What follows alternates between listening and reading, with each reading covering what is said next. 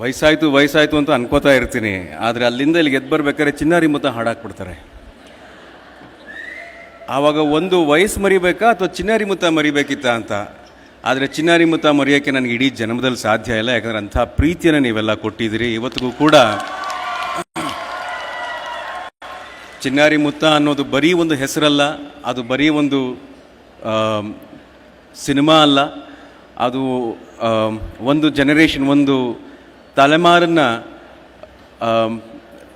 ನಾವು ರೆಪ್ರೆಸೆಂಟ್ ಮಾಡ್ತೀವಿ ಅಂತ ಹೇಳಿದ್ರೆ ತಪ್ಪಾಗೋದಿಲ್ಲ. ಯಾಕಂದರೆ ಆ ಸಮಯದಲ್ಲಿ ಒಂದು ಸಿನಿಮಾ ಅಂತ ಬಂದಾಗ ಸ್ಕೂಲಲ್ಲಿ ಪ್ರತಿಯೊಂದು ಸ್ಕೂಲಲ್ಲಿ ಪ್ರತಿಯೊಂದು ಕ್ಲಾಸ್ನ ಬ್ಯಾಚ್ ಮಾಡಿ ಕಳಿಸ್ತಾ ಇದ್ರಂತೆ ಚಿನ್ನಾರಿ ಮುತ್ತ ಸಿನಿಮಾಗೆ. ಅದರಲ್ಲಿ ಆ ಸಿನಿಮಾಲಿದ್ದಂಥ ಮೌಲ್ಯಗಳು ಆ ಥರ ಇದ್ವು. ಒಂದು, ಆ ಸಿನಿಮಾದಲ್ಲಿ ಒಂದು ಗ್ರಾಮದ ಜೀವನವನ್ನು ತೋರಿಸ್ತೀವಿ, ಅದರಲ್ಲಿ ಅಜ್ಜಿ ಮೊಮ್ಮಗನ ಪ್ರೀತಿಯನ್ನು ತೋರಿಸ್ತೀವಿ, ಅದರಲ್ಲಿ ಸ್ನೇಹವನ್ನು ತೋರಿಸ್ತೀವಿ, ಸಿಟಿಗೆ ಬರ್ತಾನೆ ಅಲ್ಲಿ ಆತನ ಕಷ್ಟವನ್ನು ತೋರಿಸ್ತೀವಿ. ಇವೆಲ್ಲ ಯಾವುದಾದ್ರು ಒಬ್ಬ ಸಾಮಾನ್ಯ ಮನುಷ್ಯನ ಜೀವನದಲ್ಲಿ ನಡಿಬಹುದಾದಂಥ ಒಂದು ಘಟನೆಯನ್ನು ಒಂದು ಸಿನಿಮಾ ಮೂಲಕ ಹೇಳಿದಂಥ ಚಿನ್ನಾರಿ ಮುತ್ತ ನಾವೆಲ್ನ ಬರಹಗಾರರು ನಮ್ಮ ಎಚ್.ಎಸ್. ವೆಂಕಟೇಶ್ ಮೂರ್ತಿ ಅಂಕಲ್ ನನಗೆ ಥ್ಯಾಂಕ್ಸ್ ಹೇಳ್ತೀನಿ, ನಾಗಾಭರಣ ಅಂಕಲ್ ಥ್ಯಾಂಕ್ಸ್ ಹೇಳ್ತೀನಿ, ಸಿ ಅಶ್ವಥ್ ಅಂಕಲ್ಗೆ ಥ್ಯಾಂಕ್ಸ್ ಹೇಳ್ತೀನಿ. ಯಾಕಂದರೆ ಪ್ರತಿ ವೇದಿಕೆ ಮೇಲೆ ನಾನು ಈ ರೀತಿ ಒಂದು ಕೃತಜ್ಞತೆಯನ್ನು ಕೊಡದೆ ಮುಂದೆ ಹೋದರೆ ನೀವೆಲ್ಲರೂ ಚಿನ್ನಾರಿ ಮುತ್ತ ಅಂತ ಭಾಳ ಪ್ರೀತಿಯಿಂದ ಕರೆದಾಗಲೂ ನನಗೆ ಸಮಾಧಾನ ಆಗೋದಿಲ್ಲ. ಇವ್ರಿಗೆಲ್ಲ ನಾನು ಥ್ಯಾಂಕ್ಸ್ ಹೇಳದೆ ಹೋದರೆ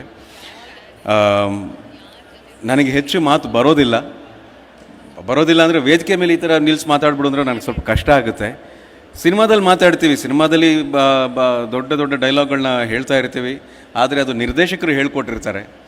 ಆದರೆ ಇಂಥ ಒಂದು ವೇದಿಕೆ ಮೇಲೆ ಇಂಥ ಒಂದು ಸಂದರ್ಭದಲ್ಲಿ ಮಾತಾಡು ಅಂತ ಹೇಳಿದಾಗ ಮಾತುಗಳು ಬರೋದಿಲ್ಲ. ಯಾಕಂದರೆ ಎಂಥವ್ರ ಜೊತೆ ವೇದಿಕೆಯನ್ನು ಹಂಚ್ಕೊಂಡಿರ್ತೀವಿ ಅನ್ನೋ ಒಂದು ಅರಿವು ನಮ್ಮಲ್ಲಿ ಬಂದಾಗ ನಿಜವಾಗ್ಲೂ ನಮಗೆ ಮಾತಾಡುವಂಥ ಯೋಗ್ಯತೆ ಇದೆಯಾ ಅಂತ ಅನ್ನಿಸ್ಬಿಡುತ್ತೆ. ಯಾಕಂದರೆ ಇವಾಗ ತಾನೇ ವೇದಿಕೆ ಮೇಲೆ 3 ಜನ ಸಾಧಕರನ್ನು, ನಾನು ಕೇವಲ ಪುರುಷರು ಅಥವಾ ಮಹಿಳೆಯರು ಅಂತ ಹೇಳೋದಕ್ಕೆ ಇಷ್ಟಪಡೋದಿಲ್ಲ. ಯಾಕೆ ಅಂದರೆ ಸಾಧನೆ ಮಾಡೋದಕ್ಕೆ ಅಥವಾ ಒಂದು ಎಕ್ಸಾಂಪಲ್ ಸೆಟ್ ಮಾಡೋದಕ್ಕೆ, ಒಂದು ಮಾದರಿ ಆಗೋದಕ್ಕೆ ಅವರು ಪುರುಷರೇ ಆಗಬೇಕು ಅಥವಾ ಮಹಿಳೆಯರೇ ಆಗಬೇಕು ಅನ್ನೋ ಅಗತ್ಯ ಇಲ್ಲ. ಯಾಕಂದರೆ ಒಂದು ಸಾಧನೆ ಅಂತ ಮಾಡಿದಾಗ ಅದರಿಂದ ನಾವೆಲ್ಲ ಸಾಕಷ್ಟು ಗ್ರಹಿಸ್ತೀವಿ, ಅದರಿಂದ ಸಾಕಷ್ಟು ನಾವು ಪ್ರೇರೇಪಿತರಾಗ್ತೀವಿ. ಸೊ ಈ ಥರ ಸಾಧನೆ ಮಾಡಿದವ್ರನ್ನ ಇಂಟರ್ಯಾಕ್ಟ್ ಅನ್ನೋ ಒಂದು ಕಾರ್ಯಕ್ರಮ, ಒಂದು ಟೆಕ್ನಾಲಜಿಕಲ್ ಕಾಲೇಜ್ ಅವರು ಒಂದು ಕಲ್ಚರಲ್ ಫೆಸ್ಟನ್ನು ಮಾಡ್ತಾರೆ. ಆ ಕಲ್ಚರಲ್ ಫೆಸ್ಟಲ್ಲಿ ಕನ್ನಡದ ಸಾಹಿತ್ಯದಲ್ಲಿ ಬಹಳಷ್ಟು ಹೆಸರನ್ನು ಮಾಡಿದವ್ರನ್ನ ವೇದಿಕೆ ಮೇಲೆ ಕರೆದು ಸನ್ಮಾನಿಸಿದಾಗ, ಗುರುತಿಸಿದಾಗ ಅಲ್ಲಿ ಸಡನ್ನಾಗಿ ಯೋಚನೆ ಬರ್ಬೋದು, ಎಲ್ಲಿ ಟೆಕ್ನಾಲಜಿ, ಎಲ್ಲಿ ಲಿಟ್ರೇಚರ್ ಅಂದರೆ ಸಾಹಿತ್ಯ ಎಲ್ಲೇ ಅಂತೆ. ಆದರೆ ನನಗೇನು ಹೇಳಕ್ಕೆ ಇಷ್ಟಪಡ್ತೀನಿ ಅಂದರೆ ಟೆಕ್ನಾಲಜಿ ಆಗಲಿ ಸಾಹಿತ್ಯ ಆಗಲಿ, how relevant is it for us ಅನ್ನೋದು ಬಹಳ ಮುಖ್ಯ ಆಗುತ್ತೆ. ಇವತ್ತು ನಾವು ಏನೇ ಎಡ್ಯುಕೇಷನ್ ಕೊಟ್ಟರು, ಇವತ್ತು ನಾವು ಏನೇ ಅಡ್ವಾನ್ಸ್ ಆದರೂ ಕೂಡ how relevant is it to the generation. ಒಂದು ಸಲ ಫೋನ್ ತೆಗೆದ್ರೆ ಅದರಲ್ಲಿ ನಮಗೆ 100,000 ವಿಷಯ ಸಿಗ್ತಾ ಇರುತ್ತೆ. ಅದರಲ್ಲಿ ನಾವು ಎಷ್ಟು ಸದುಪಯೋಗ ಪಡಿಸ್ಕೋತೀವಿ, ಇನ್ನೆಷ್ಟು ಸುಮ್ಮನೆ ನೋಡ್ತೀವಿ, ಕಾಲಹರಣ ಮಾಡ್ತೀವಿ. ಹಾಗಂತ ನಾನು ರೀಲ್ಸ್ ನೋಡಲ್ಲ ಅಂತಲ್ಲ, ನಾನು ನೋಡ್ತೀನಿ.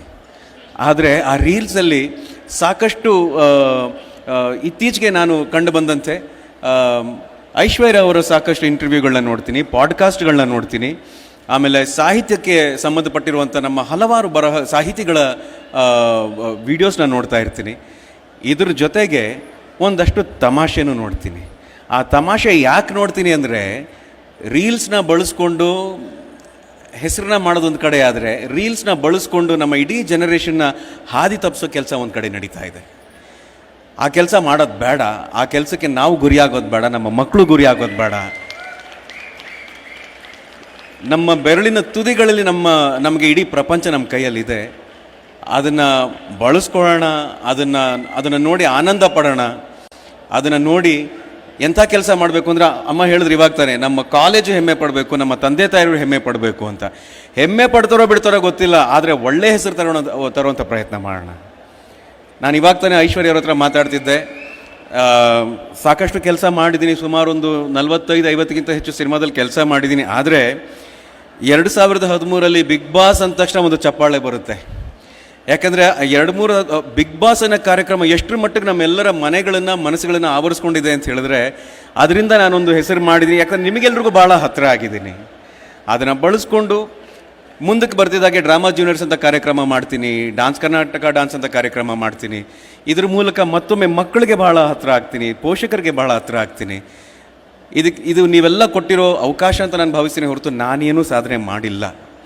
ಮಾಡ್ತೀನಿ, ಮಾಡೋ ಅವಕಾಶ ಬಂದಾಗ ಸಾಧನೆನ ಮಾಡ್ತೀನಿ. ಅದನ್ನು ನೀವು ಹೇಳ್ತೀರಾ ಅನ್ನೋ ಒಂದು ಭರವಸೆಯಿಂದ ನನ್ನನ್ನು ಇಲ್ಲಿ ಕರೆದು ಈ ಕಾರ್ಯಕ್ರಮದಲ್ಲಿ ಭಾಗವಹಿಸೋದಕ್ಕೆ ಅವಕಾಶ ಕೊಟ್ಟಿರುವಂಥ ಐಶ್ವರ್ಯವ್ರಿಗೆ ನಾನು ಥ್ಯಾಂಕ್ಸ್ ಹೇಳ್ತೀನಿ. ಈ ಕಾಲೇಜಿನ ಎಲ್ಲ ಅಧ್ಯಾಪಕರಿಗೂ ಪ್ರಾಂಶುಪಾಲರಿಗೂ ನನ್ನ ತುಂಬು ಹೃದಯದ ಧನ್ಯವಾದಗಳನ್ನು ಹೇಳ್ತಾ ಮತ್ತೊಮ್ಮೆ ಈ ಅದ್ಭುತವಾದ ಕಾರ್ಯಕ್ರಮವನ್ನು ಇನ್ನು ಸದಾಕಾಲ ನೀವು ಮುಂದೆ ನಡೆಸಿ ಬಹಳ ದೊಡ್ಡ ಯಶಸ್ಸು ನಿಮಗೆ ಭಗವಂತ ಕೊಡಲಿ ಅಂತ ನಾನು ಪ್ರಾರ್ಥಿಸಿ ನನ್ನ ಮಾತುಗಳನ್ನು ಮುಗಿಸ್ತೀನಿ. ಜೈ ಹಿಂದ್, ಜೈ ಕರ್ನಾಟಕ ಮಾತು.